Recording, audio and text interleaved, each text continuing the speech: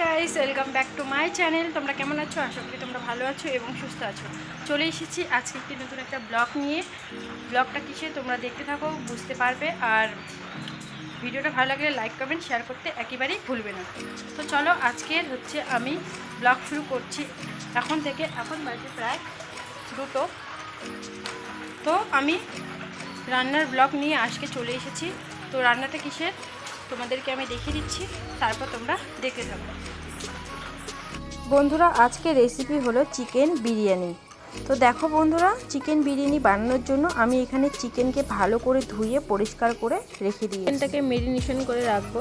প্রথমে ফেটিয়ে রাখা টক দই দিয়ে দিলাম, হলুদ গুঁড়ো, লবণ পরিমাণ মতো। তারপর দিয়ে দিচ্ছি এখানে জিরে গুঁড়ো, রসুন আদা বাটা দিলাম। তারপর এখানে দিয়ে দিলাম সরষের তেল পরিমাণ মতো দিয়ে আমি এখন ভালো করে চিকেনটাকে মেখে নেব। তো মেখে নেওয়া আমার হয়ে গেছে। আধা ঘন্টার জন্য আমি ঢেকে রেখে দিলাম। তারপর এদিকে দেখো কড়াই বসিয়ে দিয়েছি, কড়াই গরম হয়ে গেছে। তারপর এখন আমি আলুগুলোকে ভেজে নেব। তো আলুগুলোকে আমি উল্টে পাল্টে ভালো মতো করে ভেজে নিলাম, একটুখানি লাল লাল করে। তারপর ওই কড়াইয়ের মধ্যে দিয়ে দিলাম আরেকটু সরষের তেল। এখন আমি পেঁয়াজ কুচিগুলোকে দিয়ে দিচ্ছি। আর এই পেঁয়াজটাকে আমি পেরেস্তা বানিয়ে নেব বিরিয়ানি দেওয়ার জন্য। তো অর্ধেকটা আমি ভেজে রেখে দেবো আর অর্ধেকটা চিকেন রান্না করব। তো আমি ভালো মতো করে লাল লাল করে ভেজে নিচ্ছি। একটু হাতে সময় নিয়ে পেরেস্তাগুলোকে ভেজে নিতে হবে।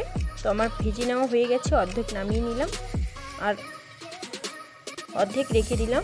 এর মধ্যে দিয়ে দিলাম 3টে শুকনো লঙ্কা, দিয়ে দিলাম তেজপাতা, গোটা জিরে আর দিয়ে দিলাম এলাচ দারচিনি দিয়ে ভালো করে একটু ভেজে নিলাম। এর মধ্যেই দিয়ে দিলাম চিকেনটাকে। এর মধ্যে আমি দিয়ে দিচ্ছিলাম লঙ্কা গুঁড়ো। ভালো মতো করে এখন ঘেটে নেব।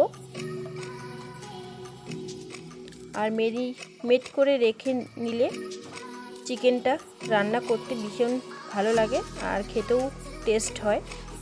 তো এভাবে আমি ঘেটে নিচ্ছি সময় ধরে। তো দেখো চিকেন থেকে তেল ঝরে গেছে। এভাবে আমি ঘেটে নেওয়ার পর দিয়ে দিলাম আলুর টুকরোগুলোকে দিয়ে এখন ভালো মতো করে আলু আর চিকেনটাকে আরেকটু ভেজে নেব। তারপর ঢেকিয়ে রেখে দিব 5 মিনিটের মতো। 5 মিনিট পর আমি দেখো খুব সুন্দরভাবে জল বেরিয়ে গেছে, চিকেনটা খুব সুন্দরভাবে আলু চিকেন সেদ্ধ হয়ে গেছে। তো এখন রেখে দিলাম। তারপর আমি একটা প্যানের মধ্যে বসিয়ে দিলাম গরম জল হয়ে গেছে। এখন দিয়ে দিলাম দারচিনি, লবঙ্গ আর দিয়ে দিলাম গোটা জিরে আর স্বাদ মতো লবণ আর একটুখানি ঘি দিয়ে ভালো করে মিশিয়ে নিলাম। আর এখানে আমি দিয়ে দিচ্ছি বাসমতি চাল। 1 ঘন্টার মতো আমি ভিজিয়ে রেখেছিলাম। তো দিয়ে দিলাম ভাত বানানোর জন্য। তো দেখো ঢেকে দিলাম কিছুক্ষণের জন্য। ভাতটা মোটামুটি সেদ্ধ হয়ে গেছে 80% মতো। তো দেখো ভাত ভালো মতো সেদ্ধ হয়ে গেছে, আমি নামিয়ে নেব। এর থেকে বেশি সেদ্ধ করলে চলবে না, কারণ এরপর আমি ভাপাতে বসিয়ে দেব কিছুক্ষণের জন্য। তো এখন আমি ভাতের ফেনাটাকে ছাড়িয়ে নিচ্ছি। ভাতের ফেনা ছাড়িয়ে নেওয়া হয়ে গেছে। দেখো ভাতটাকে এখন আমি 2টো থালার মধ্যে নিয়ে নেব। ঘি দেওয়ার কারণে আমার ভাতগুলো অনেকটাই ঝরঝরে হয়েছে। আর ওই প্যানের মধ্যে আমি আরেকটু দিয়ে দিলাম ঘি, দিয়ে ভালো করে মেখে নিলাম। মেখে নেওয়ার পর এখন আমি দিয়ে দিব চিকেনের গ্রেভিটাকে, দিয়ে একটু নাড়িয়ে চাড়িয়ে নিলাম। এরপর আমি ভাতের লেয়ারগুলো বানিয়ে নেব। আর এইভাবে চিকেন বাড়িতে বানিয়ে খেলে ভীষণ ভালো লাগে। তো এখন দিয়ে দিলাম পেঁয়াজের পেরেস্তাগুলোকে। তারপর দিয়ে দিলাম চিকেনের আলুগুলোকে ভেজে রাখা।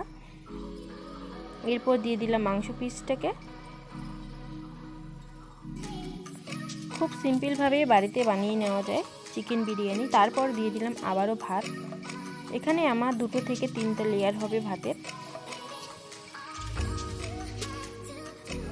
দেখো বন্ধুরা, খুব সহজেই বানানো যায়, তোমরাও এভাবে সেম প্রসেসে বানাবে, দেখবে ভীষণ ভালো হবে খেতে, আর বাড়ির সবারই পছন্দ হবে এভাবে চিকেন বিরিয়ানি বানালে। তো তারপর আমি আবারও ভাত দিয়ে তার উপরে পেঁয়াজের পেরেস্তা দিয়ে মাংস দিয়ে আবারও এর ওপর থেকে ভাত দিয়ে দিব।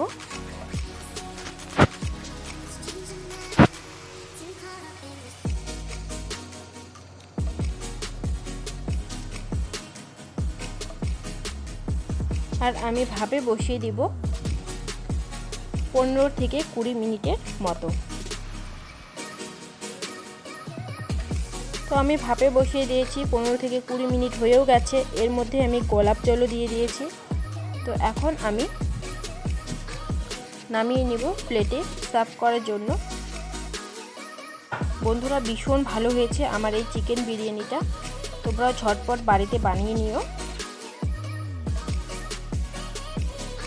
তো আমি এখন পরিবেশন করছি, আর তোমরাও জানিও আমার এই ভিডিওটা কেমন হয়েছে। আর আলুটা ভালো মতো সেদ্ধ হয়ে গেছে, মাংসও ভালো মতো সেদ্ধ হয়ে গেছে। এখন আমি খেয়ে নিচ্ছি।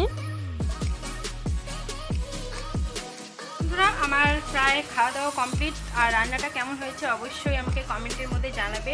ভিডিওটা ভালো লাগলে লাইক কমেন্ট শেয়ার করবে, চ্যানেলকে অবশ্যই সাবস্ক্রাইব করে আমার পাশে থাকবে। আবারও কোনো নতুন ব্লগে দেখা হবে। আজকে বাই। আর বন্ধুরা, এখন বাজে গেছে 4:30, অনেকক্ষণ টাইম লাগলো। তো যাই হোক, আজকে ব্লগ এ পর্যন্তই। তোমরা সুস্থ থাকবে। বাই।